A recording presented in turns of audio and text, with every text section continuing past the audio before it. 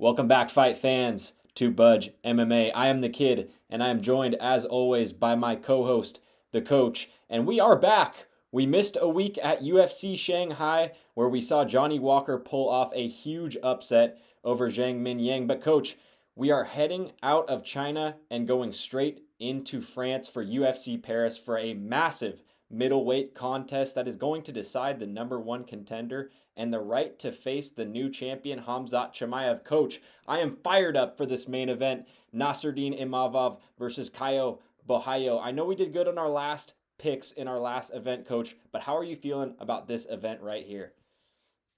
Well, first of all, let me say I'm glad to be back. I had some family problems I had to take care of, and hopefully I got that straightened out. But actually, I watched the Shanghai fights, and I was like 5-1. So I did well, and that was a nice break from my normal life or abnormal life, whatever. But it's good to be back. I think this card is great. It's very exciting, and it's the main event has got a lot of repercussions. It's going to determine some big fights in the near future, and I'm excited. The prelims look pretty good, but we did have one dropout, right? Didn't we have a problem with one of the fights? We did, yeah. Fares Ziam unfortunately lost his grandmother, so he prioritized that, of course, which is 100% valid. And so we lost that fight from the main card. So we go from 6 fights, coach, back down to 5, which is good because you won't have a 40-minute video for our main card predictions here. It'll be 35 instead. But coach, like I said, I'm fired up. You said it best. There are massive title implications in the middleweight division in this fight right here, as well as the co-main event. I mean, that co-main event right there kind of decides who's the big prospect at 155, coach. I don't want to give too much information away. Let's just get right into it, coach. Let's start with our first fight of the night. Another big one. This is going to be at featherweight, coach. Patricio Freire, aka Pitbull, takes on UFC newcomer Losane Keita. And coach, for me, I love to pick against Pitbull. We picked him never. I mean, we picked against him in the Yair Rodriguez fight. We picked against him in the Dan Ige fight. Coach, I think this might be the first time I'm going to go with Patricio Pitbull. If he looked like he did in his fight against Yair Rodriguez, where he kind of looked lost and he wasn't throwing much volume, I would say there's no way I'm ever putting this guy down on my picks again. But that performance against Dan Ige showed me that he can figure out how to manufacture a W in the UFC octagon, something that his Bellator counterparts have not been able to do. And that was really encouraging for me. And while I think that performance was a little bit more to do with Dan Ige's lack of a performance, and, you know, I thought Patricio did what he had to win, but I also thought, this is kind of a weird performance from Dan Ige. He usually throws a little bit more. I like Keita here. I think he's very athletic. You see the record 16-1. It's pretty padded. I mean, he's fought some decent guys in Octagon. That's a relatively good regional scene promotion. But I think Pitbull has what it takes to grit out a win here and show the UFC newcomer what it's like to be in the Octagon with a guy that's been a 3-time champion in Bellator, coach. I'm going to go with Patricio Pitbull by decision here. Where are you going with this one? Well, it was really hard to find any tape on Keita, but I managed to find some. And talking to some of my insiders, they tell me that this guy is very fast, very dangerous, very strong. His striking is the real deal. They've hyped him up. They've been doing this for a long time with new guys. It's because they want some new blood. Pitbull's an older guy, and what's he got left? Look at those. Look at his record, 37-8, and that's just what we know of. But he did look good the last few times we saw him. But the thing about Keita is, I'm not so sure about his ground game. I don't think he has much of a ground game, frankly. He's fast. He's, like you said, he's very athletic, and I don't know. He's got that Walmart belt over his shoulder. I don't even know what that is. A lot of these guys come in and they're new guys, and they have these belts from, I don't know, Street Beefs or something, and it looks really cool. I think I have one of those in my closet. I got it on eBay. It's signed by somebody. I can't even remember who it was, but I think I'm going Pitbull because he's more well-rounded, and I think when you get a guy that's 30, I think he's 38 years old. You get a guy, yeah, 38. You get a guy this age, and you see a young guy coming up, and he's supposedly this hot shot, 16-1, and like you said, maybe somewhat batted. I think these Brazilian guys, and I rarely go against them, and I'm not going to in this case because I think Patricio is going to figure this dude out, and I just think that he's too smart and too well rounded, and frankly, when I see an older guy, these guys, it pisses him off that they're even put in the ring with these younger guys. It's almost an insult, and I think he's going to go in there and just, I think he'll submit this guy, frankly. I think this guy's going to throw too much, get too excited, and thinking, this is the big time, here I go. And then Pitbull's going to teach him why he needs some more seasoning. 100% coach. Octagon jitters are a real thing. I mean, stepping into the UFC octagon, regardless of if it's in Las Vegas, New York, Shanghai, or Paris, it's a real thing. Guys are going to go in there and it's going to be way different than fighting an octagon in Belgium or some sub promotion like that. Coach, for me, the thing that's encouraging about this matchup is Pitbull's willingness to take the fight. He came off a win against a ranked opponent in Dan Ige, and now you have the UFC wanting him to fight a newcomer, obviously trying to prop him into the rankings right off the bat because he is a hyped up prospect. And Pitbull says, you know what? I'm willing to face whoever it takes. I'm 38 years old. I don't have much time left. This is probably my last run at the title. And I think Pitbull's thinking, if I take this up and coming prospect and I beat him, the UFC is going to reward me with a top 5 name because I was willing to go in there and kind of prop this card up, because without this fight, the card would be not weak, coach, but I think this fight adds a lot to the main card. And for me, Pitbull taking this fight says a lot about his mentality. I think if you're 38 years old and this is your last title run and they're asking you to fight a young guy, if you don't think you can beat him, you're not taking that fight, and your manager's saying, yeah, we cannot take this fight, Pitbull. But I think he's got some great wrestling pedigree in his corner. Henry Cejudo is going to be in his corner. He's got Coach Eric there. I think he takes this one. I think he tests the grappling of Keita, coach. Let's move right on to our next fight of the evening. Modestas Bukauskas is going to be taking on Paul Bear Drew Craig.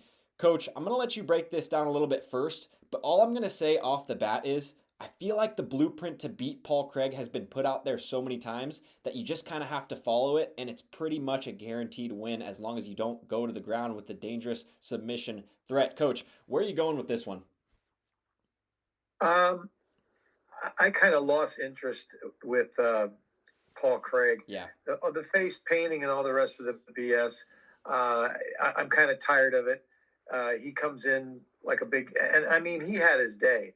But I think he's kind of done, frankly. And I think after he loses to Bukauskas, he's going to be out of the UFC. And I think this guy, I like the Baltic Gladiator. I like him a lot. I think he's very athletic. He's a big striker. He's got a lot of pop in his shots, and he's got a very sound takedown defense. And I think Paul Craig's going to try to take him down, and I think he's going to get tagged. I don't think that Paul Craig is what he used to be, and I think this is a great showcase for Bukauskas. I just think that I think he's going to. I think he'll. I don't know. Craig hasn't looked good in a while for me. I just don't think he's going to win this fight. I think that I'm not so sure it's going to be a knockout. I think it'll be a submission, but yeah, I don't know. But I definitely don't think Craig is going to win. I agree, Coach. I think there's fraudulent parts of both guys. Paul Craig, like you said, hasn't had a great performance in a while. His best performance came in that no contest where he was fighting Rodolfo Bellato, and that was such a weird fight in and of itself. He was a big underdog. That was kind of a make or break fight, and it felt like he was on his way to losing that fight. And he got a fluke no contest, and now he's back in the UFC. The same thing can be said for Modestas, though. He's a guy who got cut by the UFC. He came back to Cage Warriors, fought his way back into the UFC, and has had some spotty results. I know he's on a 3-fight win streak now, but that fight against Ion Cutelaba, I scored that for Cutelaba all day, Coach. I thought it was 2-1, clear as day for Cutelaba, and they ended up giving it to Bukauskas. And I was on the Bukauskas side. I picked him in that fight. There's no way he won that fight, Coach. I think his record is super spotty as well. But like I said in the intro to this fight, the blueprint to beat Paul Craig has been put out so many times. There's no mystery. If you keep it on the feet, his striking is horrible. if you go on the ground with him, it's not the greatest idea, coach. He's had some great submission wins. He's submitted Jamal Hill. He's submitted the current the light heavyweight champion, Magomed Ankalaev, in the last second. That was a fluke win as well, but a win is a win, coach. He's also lost a striking match to Bo Nickel, which to me is absolutely embarrassing. The guy can't strike his way out of a paper bag. So to lose that fight, I think that's not a good look at all. For me, I think you choose the less of the two evils. I think both guys aren't very good in the light heavyweight division. I don't think Bukauskas should be a minus 350 favorite against anybody in the division. I think that's criminal. I think those odds should be way closer. But odds don't matter here, coach. We're picking, and I'm going to pick Modestas Bukauskas to get the win here. Yeah, and I agree. And I think he probably could punch his way out of a paper bag. That's just my opinion. I don't think so, coach. If you watch that fight against Bo Nickel, you wouldn't think so. I mean, Bo Nickel, the only punch I think he really threw was an overhand left, and he still somehow won by decision. So that wasn't very encouraging to me. Paul Craig's got some great submissions, great submission game, no striking. Hey, kid. Go ahead, coach. Kid. Can you do me a favor? Yeah. Don't mention Bo Nickel anymore, okay? I can't stand that guy. I agree. I couldn't agree more. He who must not be named will not be mentioned anymore, coach. Unfortunately, he did beat Paul Craig. If you want to call him Bo Penny, that's fine, because his value's dropped. Go ahead. Let's move on. I agree, coach. It's a sad downfall for Bo Nickel. He's begging to be on the early prelims of the White House card. Nonetheless, the coach and the kid are both going with the Baltic Gladiator, Modestas Bukauskas. Moving on, coach, to our featured fight of the evening. And I think this fight is going majorly overlooked, coach, by the main event and the co-main event. This is an incredibly good fight. These dudes are both violence personified. Balaji Oki is taking on Mason Jones in the lightweight division. And coach, we talked about a guy in Modestas Bukauskas who came back through the UFC after getting cut, fighting through Cage Warriors and going on a little win streak. Mason Jones did the exact same thing. He got cut after a little bit of a spotty ride. They gave him some really tough opponents. He had to fight Mike Davis and a couple other guys, and he got cut after going 1-2. I really didn't understand it. He's got a great record, 16-2-0. He was a major prospect, as was Balaji Oki prior to that Chris Duncan loss.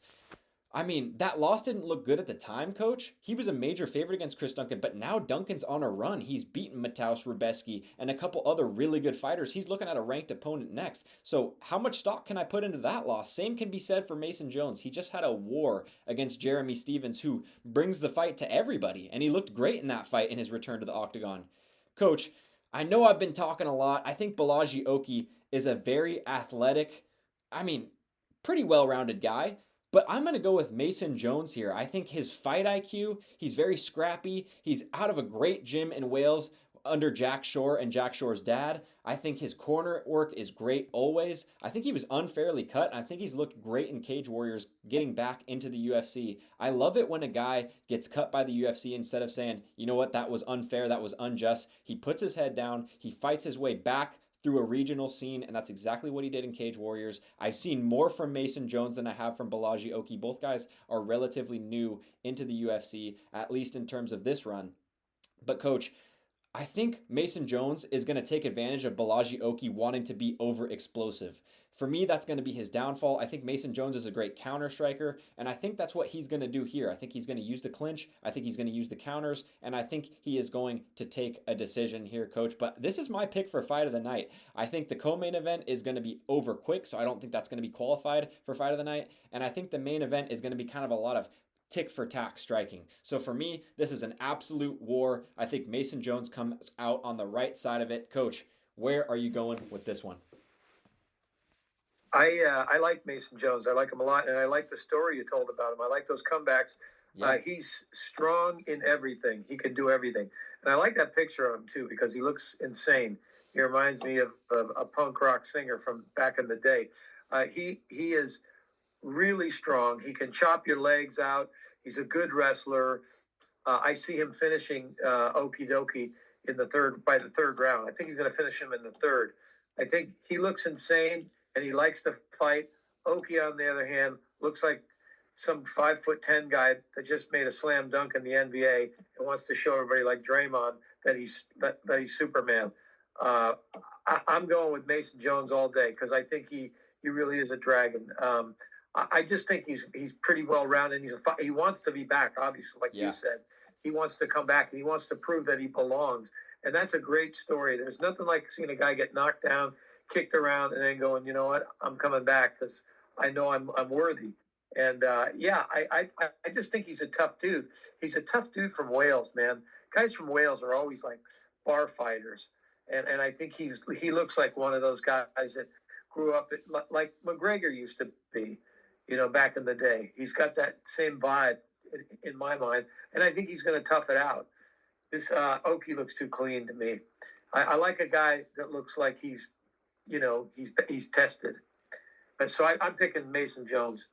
I agree, Coach. I'm on the same side there. I think Mason Jones, like you said it perfectly. He's super well-rounded. I love guys that are kind of a B to B plus in all areas rather than being super elite in one category and potentially leaving something to be exposed. I think Oki, like I said, is going to look to be super explosive and want that knockout because he is coming off some lackluster performances. And I think Jones is a guy that can weather the storm. We've seen it before. He likes being bloody. He likes those wars, and I think that's exactly what this fight is going to be. And I think that style of fight fits Mason Jones better than it fits Balaji Oki. And for that reason, Coach, I'm going with Mason Jones here.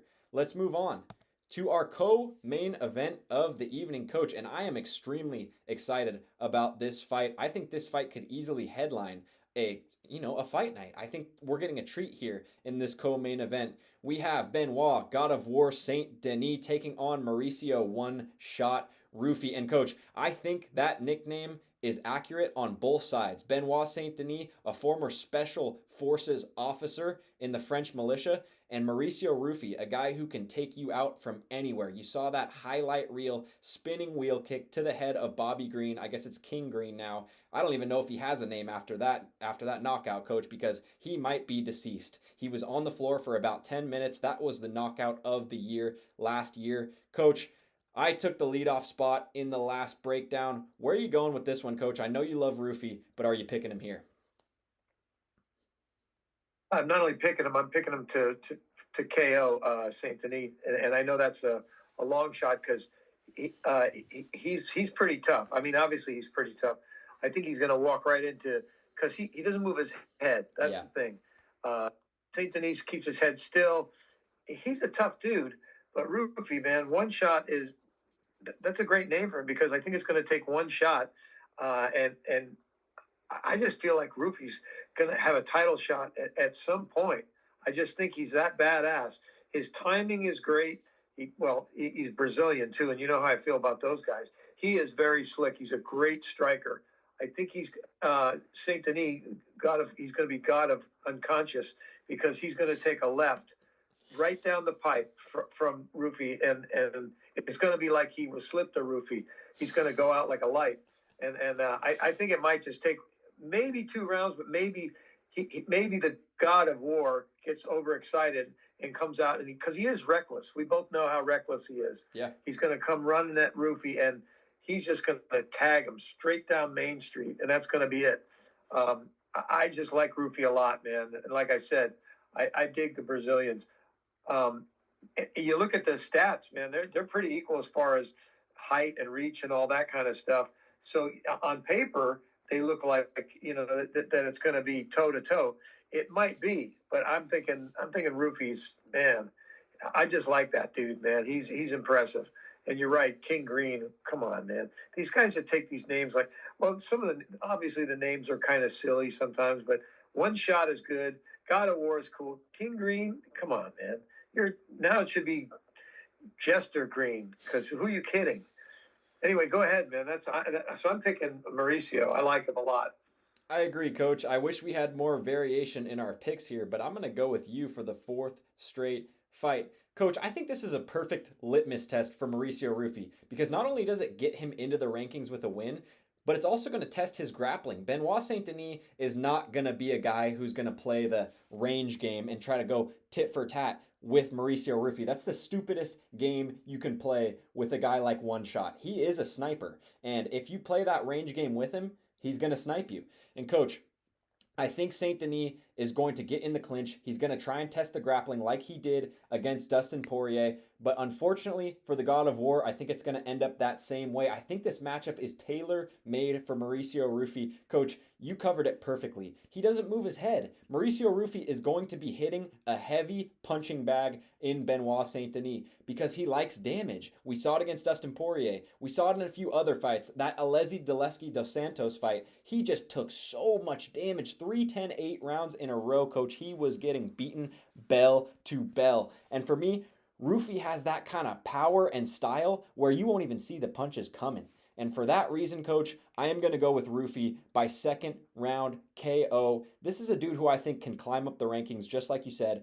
But like I said, it really is a litmus test here because we haven't seen his grappling tested in the slightest. Bobby Green wasn't going to take him down. James Yontop wasn't going to take him down. They just ate his punches for 3 rounds. And in Bobby Green's case, I guess they ate his foot for 1 round, and then he woke up 30 minutes later. But Coach, Benoit Saint-Denis is not a James Yontop, and he's not a King Green. He's a dude who's fought the upper echelon of the division. He's fought the Bonfim brothers. He's fought Dustin Poirier. This is not going to be a walkover for Mauricio Ruffy, and if he makes it look super easy, we're going to be looking at a top 10 name in the lightweight division for this guy, Coach. I'd love these matchups because on one end, if Mauricio Ruffy can come in there and look great and get it done, we know he's a legitimate prospect. But if Benoit Saint-Denis can make quick work of Mauricio Ruffy or even tough out a W, you've got another star in your hands, and it looks great for French MMA in a region where they're looking for big promotable stars. Coach, nonetheless, I think the combination of Ruffy's slick counter-striking as well as a great team behind him in the Fighting Nerds. Coach, I can say that Benoit Saint-Denis is going to grapple and he's going to test that grappling, but do you really think the Fighting Nerds aren't drilling that every single day? I guarantee you they have at least 10 guys in that room with Brazilian, Jiu-Jitsu, black belts that are going at him and trying to take him down one after another. But does Benoit Saint-Denis have a guy in France that can mimic the style of Mauricio Ruffy? I just don't think so. I think this is a one-of-one style, a type of style that we haven't seen since a guy like Conor McGregor. That's who I love to compare him to, Coach. That striking is so slick. The karate style is beautiful and fluid. For that reason, Coach, it's Mauricio Ruffy all day. Give me one shot by KO. We're on the same page there, Coach. Let's move on. Kid, Go ahead, Coach. Sorry. I got a question for you. Yeah. I got a question for you. Have you ever known, have there ever been any French champions that you're aware of? Can you, except for what, GSP? I mean, GSP is French-Canadian. On the women's side, Germaine Durandamy was, I guess she's Dutch and French. Yeah. I can't really think that's the only thing that's going to help out Saint-Denis is being in Paris. Yeah. That might hype him up, but that might get him too keyed up and put his head on this right there in front of him. Who knows? I agree. I think both guys have good teams, but like I said, with Mauricio Ruffy, they're drilling the grappling every day. They know what Benoit Saint-Denis brings. And like I said, there hasn't been a game plan yet where you can see clearly if I follow this blueprint, I can beat Ruffy. For Benoit Saint-Denis, right. You survive the grappling, you survive the early surge, and you knock him out with a counter. Similar to Dustin Poirier, I can see Ruffy knocking him out in the second round after weathering a little bit of a grappling storm. I know it says they're both 5'11", with 75-inch reach on Ruffy's side and 73-inch reach on Saint-Denis' side, Coach, but I just imagine Ruffy being a little bit bigger in this matchup. I don't think both guys are 5'11". I just think he's a little bigger. Yeah. I don't know. I imagine Ruffy as a huge lightweight. You know what I mean? I just can't see both guys being in there at the same size and height. That's just me, Coach. All right, let's move on, buddy. Let's move on, Coach, to our main event of the evening. And as we broke down in our little intro package, this is going to most likely determine the next rightful challenger at the new 185-pound champ, Khamzat Chimaev. A massive tilt at 185. Nasruddin Imavov versus Caio, the natural Borralho. Coach, I'm going to take the lead off on this one. I know where you're going with it, and I'm going the opposite way. I'm going to go with 2 Fighting Nerds in a row. I'm going to go with Caio Borralho by decision here. I think this fight goes all 5. I think both guys are extremely skilled. I know it says on the Imavov side that he is from Salon de Provence, France, but Coach, he is a Dagestani. He has the Dagestani wrestling background. This is an immigrant to France, and I love that. I think he has the wrestling pedigree of a Dagestani, but he also has that French kind of nice fluid kickboxing style. But for me, I've seen him wilt in the later rounds of a lot of these fights, coach. He fought Joaquin Buckley. He didn't look great in the third. He fought Sean Strickland. He didn't look great in the fourth and fifth. I know he's had a lot of time to prep for a guy like Caio Borralho. But what I love about Caio is he's not incredible at any one thing. I think his grappling is as close to elite as you can get, but the fight IQ is so good. He is the mastermind behind a lot of these guys' game plans at the Fighting Nerds. When you see a guy like Jean Silva pick apart a guy like Bryce Mitchell, Caio Borralho was in the room drilling those techniques and that style with him. When you see a guy like Carlos Prates come in and knock the head off of Jeff Neal, who do you think was the mastermind behind that?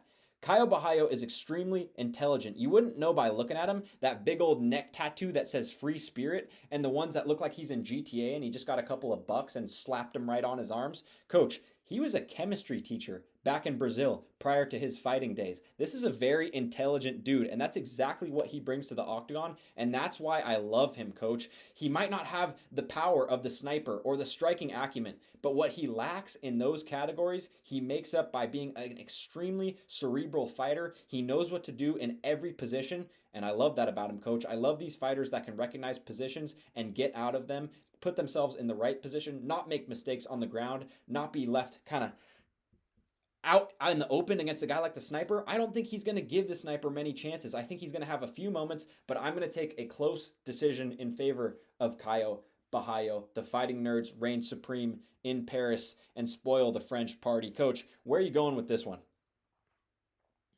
I'm going in the opposite direction. I just feel like you make a lot of great points, and you started to sway me. He looks like the Fighting Nerds just took a bunch of pens and started just drawing on him while he was passed out. He's got everything but a tic-tac-toe board on him. And I like Imavov a lot. I like the sniper, and I'll tell you why. I think he's a fantastic striker. We both know that. Yeah. He's got elite hands. If you've ever watched him training on the pads, oh, he's quick. It is absolutely, it's scary how quick he is. Of course, that's pads. I mean, I've seen you on the pads, and you look fast too. But get you in the octagon, and you're a sleeper. Fair. And you're right about the octagon jitters, because we went over to UFC Concord once, and I got the jitters just walking into that octagon.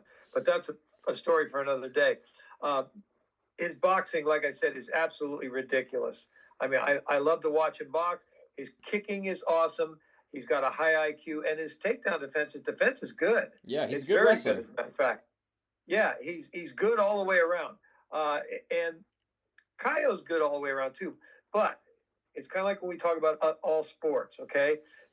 Like we talk a lot of tennis, and there's guys like Demon Hour who are fast, but they don't have a big serve. They don't kill the ball. They do everything well, but they don't have the power, and they don't have the stuff that puts you over the edge. And I think that's where the sniper is different. I think he's good at everything, plus he has the knockout. And I think Caio, that's great that he was a teacher, because, after Saturday, he's probably going to go back to teaching. That's my feeling. I think the sniper is some of these guys, we talk about this, who's going to show up, and that's sometimes how it is. Yeah. And I think the fact that his guy's hands are incredible, and he's in France, and I don't know, there's a lot that I like about him. And I think I just think he's going to win. And I think this fight means a lot to both of these guys. And I think that Imavov might just win by decision. Now, you almost talked me out of switching over to Caio, but I got to stick with the striker. I just think he's too quick, and he's got everything going on with him. So that's my pick. That's the only thing we differ on. I think that's completely fair, Coach. I was going back and forth on this pick as well, and the odds reflect it just the same. Nasruddin Imavov opened up as a favorite. It switched over to Caio, and now it's more of a coin flip. Coach, I can't believe you're not going with Caio and the Fighting Nerds here, because you're wearing their merch right on your face right there. You've got the glasses. You're ready for fight night. You're ready for Ruffy and Borralho to take over Paris, France.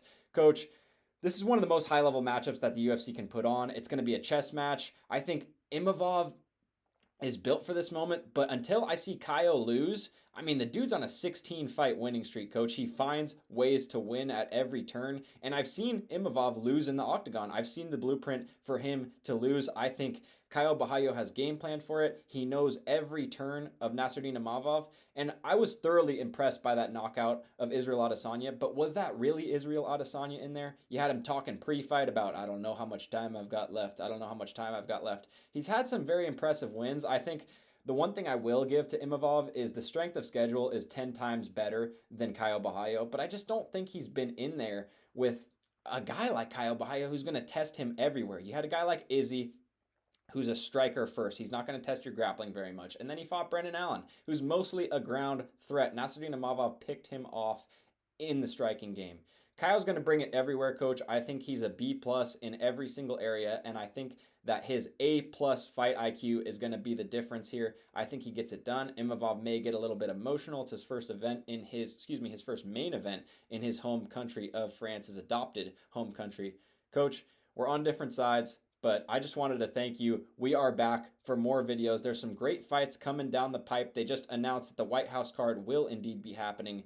We've got Cyril Gane versus Tom Aspinall, Jack Della Maddalena in New York City against Islam Makhachev. Next week, I believe we have Diego Lopez versus Jean Silva, another fighting nerd at UFC Noche. Coach, I'm fired up about that fight as well. We will be here to break down every single fight on these main cards. Coach, I appreciate your insight, even though we are on differing sides of the main event. BUDGE MMA is back. We're going to have videos every single weekend that the UFC is up and operational. We are super excited to be back. Coach, I love you. It's been a great episode once again. Borralho sleeps out, Imavov cold. We will be here for UFC Paris. Bonjour. Thank you, fellas.